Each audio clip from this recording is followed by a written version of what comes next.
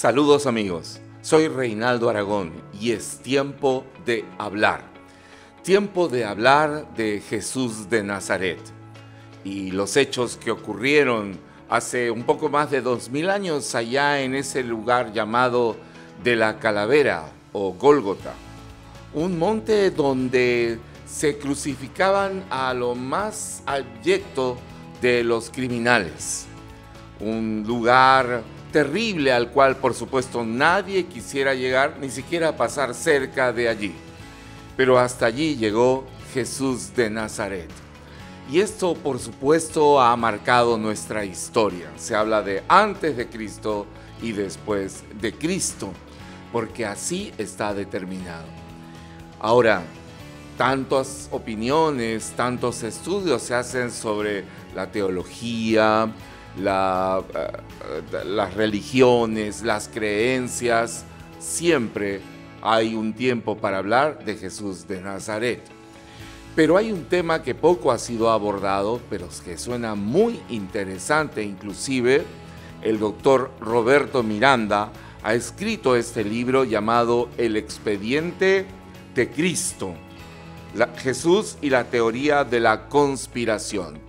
Un libro que ya va por varias ediciones, donde se examina desde el punto de vista legal cuál fue la situación que rodeó la crucifixión y condena de Jesús de Nazaret. Cuando después de crucificarlo vinieron los judíos y le dijeron a Pilatos: no pongas allí en su cruz rey de los judíos, sino el que dice ser rey de los judíos. Y Pilatos le dijo: lo que he escrito, déjenlo allí. Así que Jesús murió como rey de los judíos.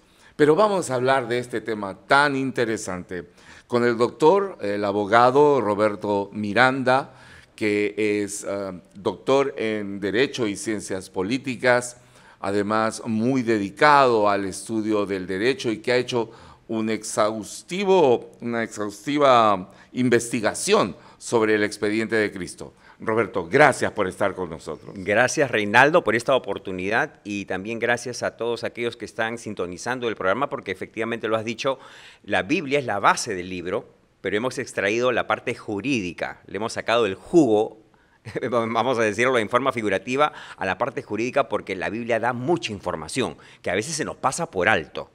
Pero el sesgo que tengo como abogado me dio lugar a que yo tenga que poner la lupa y hacer una arqueología jurídica e investigar el derecho hebraico basado en el Deuteronomio y en los Levíticos y el derecho romano aplicado por el entonces procurador Poncio Pilato. Que además el derecho romano y el derecho hebreo, por decirlo, el derecho judío, son derechos muy desarrollados, ¿no es cierto? Digamos, hay una serie de principios jurídicos que hasta ahora han supervivido de ambas herencias. Así es, lo dices bien, porque en la época de los sumerios, por ejemplo, se conocía el código de Hammurabi y que se ha encontrado en la piedra Rosetta. Y en la época de los judíos, después que salieron este éxodo, Dios le puso a Moisés esa tarea de redactar el Levítico y el Deuteronomio, que son prácticamente leyes humanitarias, leyes higiénicas, todo que tenga que ver con la vida y la relación entre padres, hijos y también sociedad. Y también el culto. Muy importante ese aspecto. Muy importante. Así es, ¿no? La manera como se expiaban los pecados, ¿no? La limpieza de pecados a través del holocausto, por ejemplo. Claro, del sacrificio. Del sacrificio. Tenía que ser derramada sangre. De todas maneras, y lo que el libro no intenta es salvarlo a Jesucristo de una muerte que ya estaba anunciada, sino lo que trata es de averiguar las razones por las cuales estos grupos, tanto de judíos como también de romanos, tenían el interés de desaparecer a un líder como este provinciano, llamémoslo así, porque él venía de Galilea, que era una provincia, era del norte. Hablando en términos peruanos, venía como de Chiclayo, de Motupe, vamos a decir, ¿no? O sea, de un pueblito pequeño, ¿no? Hijo de un carpintero. Y entonces, pongámoslos en nuestro contexto, porque es lo más importante para nosotros, es leer la Biblia de acuerdo al contexto que también tenemos. Claro, porque si se extrae digamos, versículos, inclusive historias, sin considerar el contexto, se pierde la riqueza del mensaje. Así es, y esa persona humilde, ese hijo del carpintero, autoproclamarse hijo de Dios, era una blasfemia. Era una blasfemia en ese momento. Vamos entonces al tema. ¿Cuál es la principal premisa de tu libro en cuanto a la justicia o injusticia de la condena a Jesús de Nazaret a ser crucificado? Lo analizamos en base al derecho hebraico, judío a través del Deuteronomio, y al derecho romano. Pero analizamos las etapas. Esto comienza casi como a la medianoche del jueves y termina al mediodía del viernes con la ejecución. La muerte de Jesús se promedia más o menos 3 de la tarde del día viernes. Entonces es el 14 de Nisan para los judíos, y era la fiesta de la Pascua, que era como el 28 de julio, es el día de la independencia, ¿no? De la salida de Egipto. Entonces Jesús bajaba del norte, de Galilea, venía a Jerusalén. Y es la tercera vez que los evangelios narran que Jesús llegaba a Jerusalén. Pero llegaba con bastante fama, haber alimentado a 5.000 personas. Llegaba luego que haber ingresado triunfalmente a Jerusalén en el pollino, y con ese estribillo, Hosana, Hosana, que era, ven Señor, sálvanos. Era un estribillo de carácter político, religioso también, pero más que nada de buscar la liberación de ese yugo romano que los estaba amenazando. ¿Ya lo consideraban a Jesús como el probable Mesías? El Mesías, el ungido y el Cristo son sobrenombres que tiene Jesucristo, que yo los he llamado en el libro alias, como ahora le pueden conocer a un delincuente, porque para ellos, para el statu quo de los hebreos, de los judíos, para el Sanedrín, Jesús era un subversivo. Claro, o un outsider, ¿no? O sea, ¿en qué universidad ha estudiado? Así es. ¿No? ¿Tú lo has visto en alguna sinagoga allí? Claro, era un rabino como el que conocían ellos, ¿no? Pero era un rabino del pueblo. El rabino del pueblo. Un rabino popular. Muy popular. Muy popular. De modo tal que incluso hasta su apariencia, a veces hasta en las películas, ¿no? Se yerra presentándolo como alguien que tenía, pues, una luz alrededor del rostro, ¿no es cierto? Alguien que, claro, imponía autoridad con lo que decía, pero su apariencia era una apariencia como de cualquier persona. Recordemos que al momento del arresto le tuvieron que dar un beso para Judas, identificarlo. Para identificarlo, porque no había DNI, pero ya había requisitoria. La requisitoria se había provocado por parte del Sanedrín y de Caifás, sobre todo, ¿no? Que estaba muy celoso de ese liderazgo que tenía Jesús, que lo había desalojado a todos los mercaderes del templo, porque le estaban malogrando el negocio. Y además, solamente una observación más, era tan común su rostro, ¿no? Es, porque le tienen que dar un beso para saber, porque le preguntan, ¿y cómo lo vamos a identificar? Así es. O sea, los que ponen a Cristo como un hombre alto, tal vez blanco, tal vez rubio. Que relucía, ¿no? Su imagen a través de un halo, ¿no es cierto? Alrededor de su rostro, eso no era así. Fue tan difícil de ubicarlo que tuvieron que darle el beso. Judas dijo, a la persona que yo bese, a ese prenderlo, porque todos tenían barba, todos tenían la misma fisonomía, no eran de, digamos, ascendencia anglosajona, ¿no? Entendamos que en esa época y en ese lugar se llamaban así Palestina, ese lugar tenía una etnia muy particular que eran pues gente trigueña, ¿no? No vamos a decir tampoco que fuera blanca, ¿no? Claro, además pues quemada por el sol del desierto, ¿no? Así es. O sea, no había... Los pescadores, sus seguidores, por ejemplo, estaban expuestos siempre al sol. Claro, luego en Hechos, cuando se habla de sus seguidores, dice, pero estos pertenecen al vulgo, claro, ¿no es cierto? Estos son, no hay nadie ahí que destaque. Claro. Pero ¿qué pasó? Él entra en un pollino a Jerusalén, la gente grita, claro, Hosana, el que viene en el nombre del Señor, sí, pero pocas horas después lo están crucificando.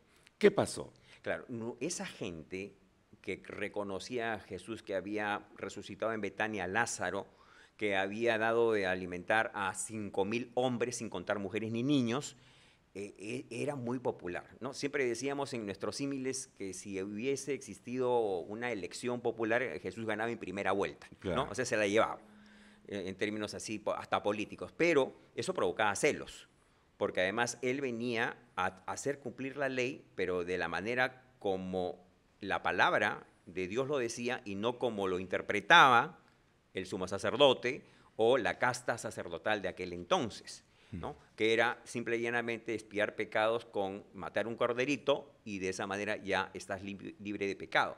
Entonces, además él le cambia el rostro a Dios, Reinaldo. Claro. Él le cambia el look que tenían los judíos a Dios. Ese Dios, Jehová de los ejércitos, ese que tenía ira, que quemó a Sodoma y Gomorra, resulta que pasó a ser el padre apacible de la parábola.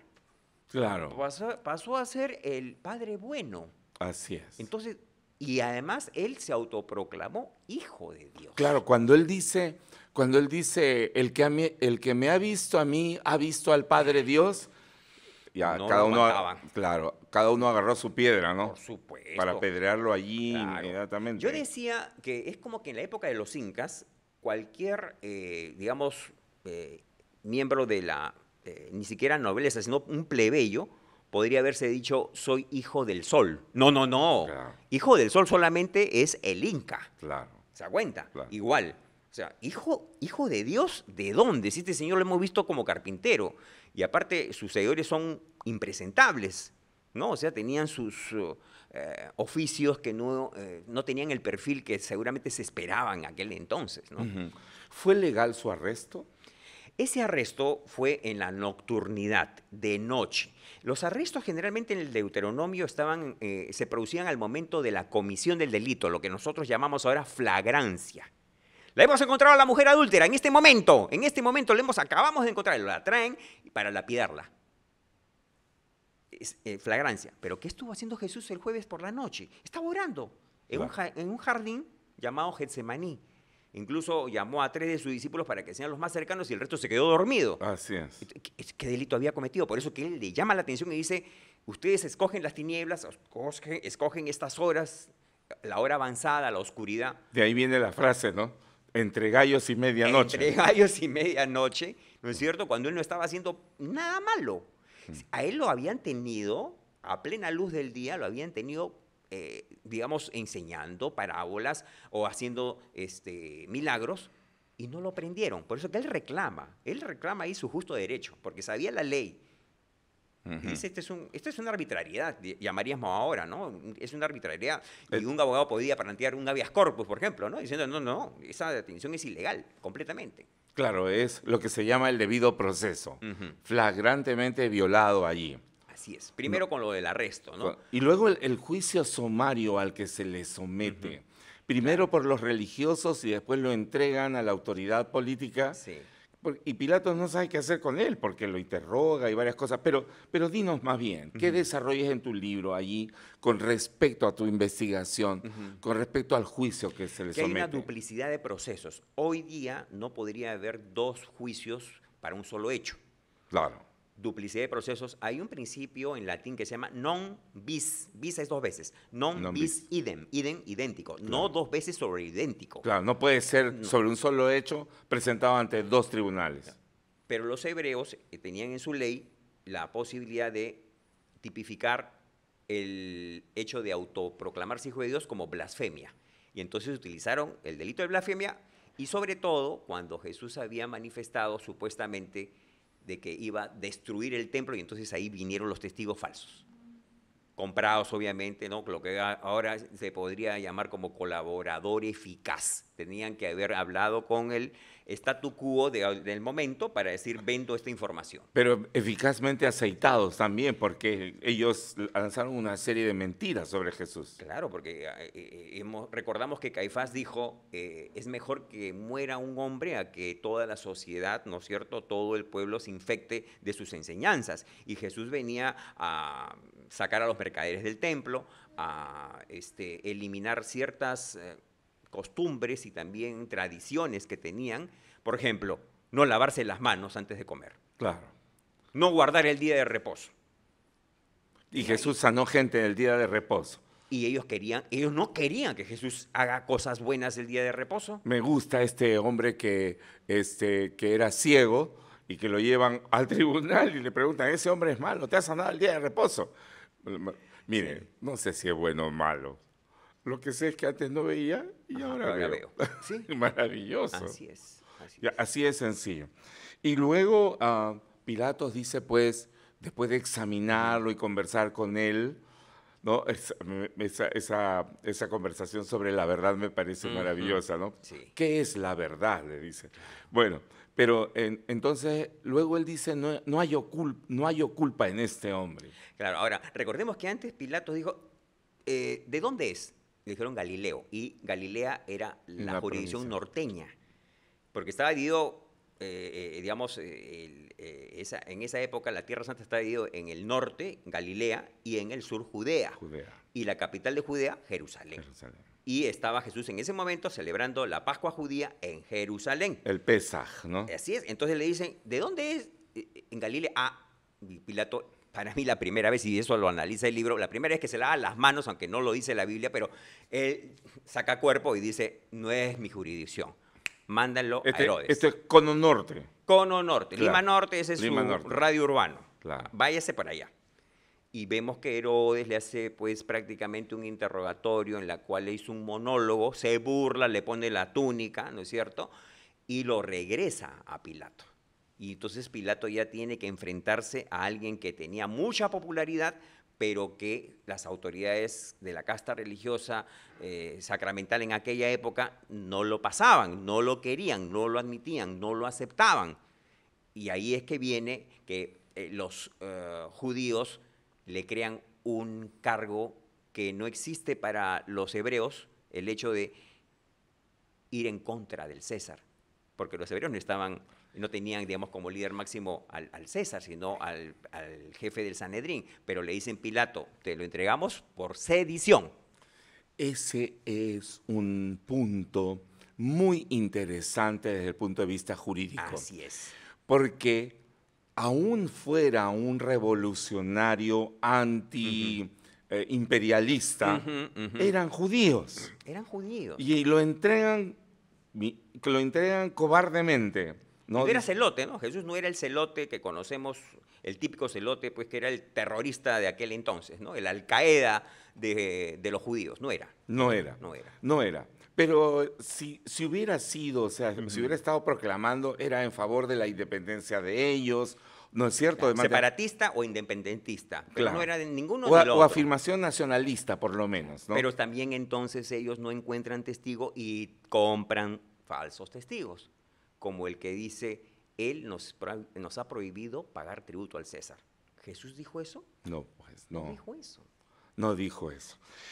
Pero luego entonces ocurre este hecho de compararlo con Barrabás. O sea, ya digamos, la cosa está en contra de Jesús, pero Pilato se juega una última carta, ¿no? Sí.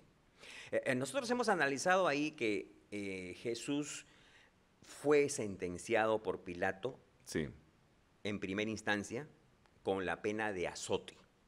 sí. Y dijo, azótenlo y libérenlo. Primera sentencia. Pero viene un recurso como de apelación, pero más que nada fue reconsideración, en la que el sumo sacerdote entra con la portátil de todos esos judíos que estaban en contra, todos los fariseos, los maestros de la ley, para pedirle una reconsideración a Pilato y le dicen, si tú lo liberas vas a tener problemas con el César. O sea, te vamos a quejar ante control interno, llamémoslo así Claro ahora, que sí. en términos de magistratura. Ante la JNJ. Claro, Junta Nacional de Justicia. Así ¿Ya? es. Y te van a sacar. Que era Tú eres la OGMA, no sé. que era como la OGMA. Sí, sí, claro. Entonces, Pilato lo piensa dos veces y dice, bueno, entonces voy a tener acá un gravísimo problema y ante esta figura que él recurre es a una especie de plebiscito. Dice, bueno, yo lo que voy a someterlo a él y esto, aquí sí pierden. O sea, Pilato se la juega, pero juega llamémosle ahora, hace una jugada maestra, una jugada de ajedrez. O sea, pone al peor de los elementos de la sociedad, que era Barrabás, y lo pone a Jesús, que tenía mucha popularidad y aceptación. O sea, Pilato dice, obviamente acá Jesús va a salir libre. Y se sorprende en que el primer grito es crucifícalo. Y lo liberan a Barrabás. Y es ahí que se lava las manos. Dice, ya, yo no tengo nada que ver con la sangre de este justo. Revelando la miseria de la condición humana. Y ¿sabes qué, Reinaldo? Sí. Muchas veces la voz del pueblo no es, pues, la voz de Dios. Esto es un tema sumamente interesante, porque uno dice, mira, todo el mundo dice esto. Y eso no significa nada o poco, ¿no? Eso significa poco, sino más bien hay que ir a la justicia que había sido violentada ya una y otra vez contra Jesús. Pero el aforismo romano que hasta ahora se repite es Vox Populi, Vox Dei, que sabemos que aquí fue completamente errado y equivocado. Claro, además que los que lo utilizan lo hacen de acuerdo a su conveniencia, ¿no? Más bien debería ser Vox Populi, mia Vox. Claro, mi voz me conviene, ¿no? Sí. Y le echan la culpa a Dios. Hasta que sucede este hecho extraordinario. Es crucificado entre dos criminales. Así es. Como si fuera uno de ellos. Y ese diálogo en la cruz, donde uno de los criminales que está al costado dice, este hombre ningún mal ha hecho. O sea, era evidente. Se recriminan entre los dos justiciados, ¿no? Ajusticiados. Pero antes de eso hay un detalle interesante, que en el derecho hebreo la pena capital era la lapidación, es decir, el apedreamiento. Ya. Tenían que apedrearlo, o sea, porque así murió Esteban, por ejemplo, años después. Claro. La mujer adúltera ya iba a ser apedreada, se evitó el apedreamiento. Pero ellos recurrieron a la ejecución romana, que era la crucifixión, ponerlo en una cruz, que era una muerte tortura.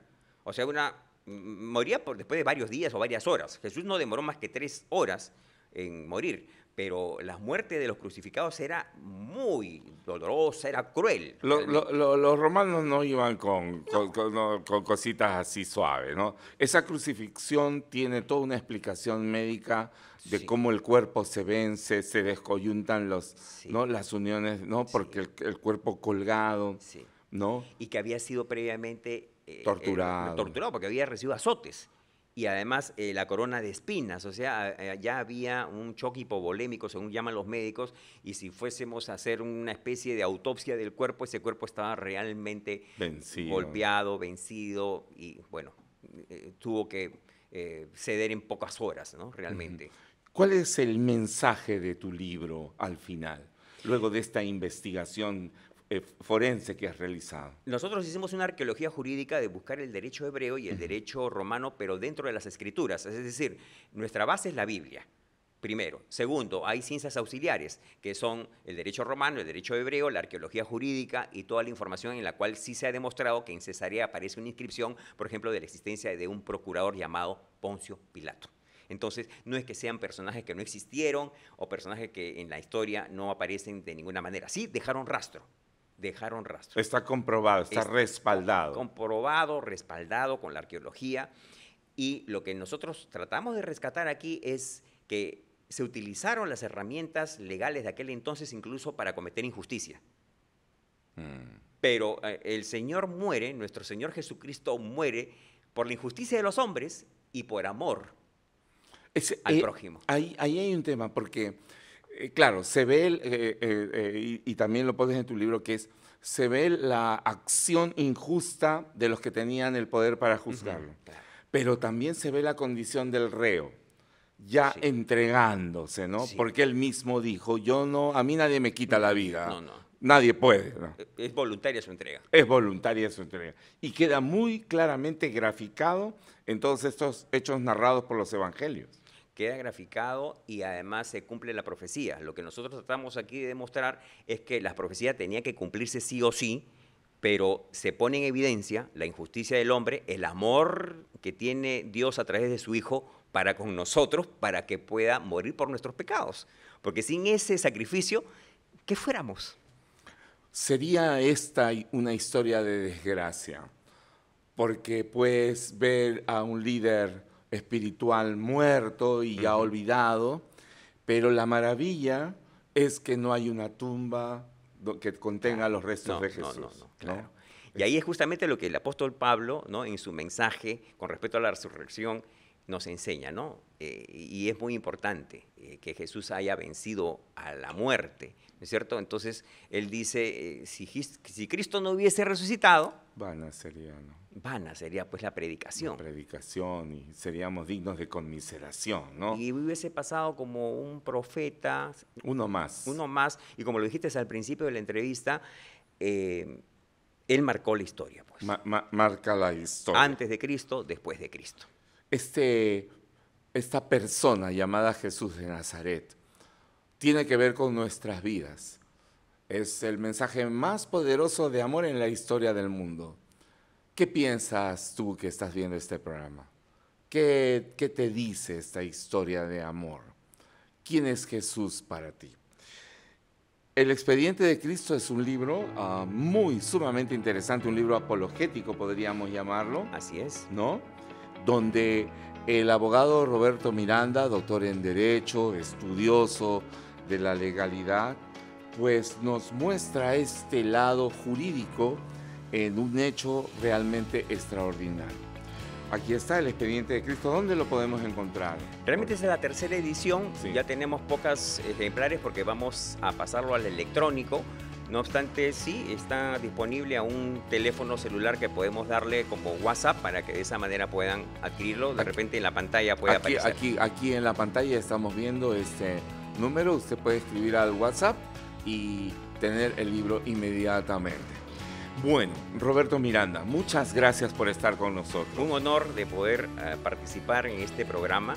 Gracias, Reinaldo, porque de esa manera estamos enriqueciendo no solamente el aspecto espiritual, sino la cultura también jurídica, la cultura social, histórica, que nosotros como cristianos debemos tener para poder hacerle llegar el Evangelio de una manera más efectiva a las personas que tienen a veces alergia de abrir la Biblia. El libro negro con la pasta dorada, ¿no es cierto?, lo tienen de lado, pero prefieren ver un National Geographic, un Netflix o prefieren ver algún documental referente a este hecho, pero la Biblia nos dice todo. Y lo más maravilloso es que cuando algunos de los discípulos, María la Magdalena y María la Madre de Jesús y otros, van a la tumba a buscar al Maestro crucificado, un ángel les dice: ¿por qué buscan entre los muertos al que vive? ¿Por qué buscan entre los muertos al que vive? Gracias por habernos acompañado. Esto ha sido Tiempo de Hablar y los esperamos en nuestra siguiente edición. Hasta entonces.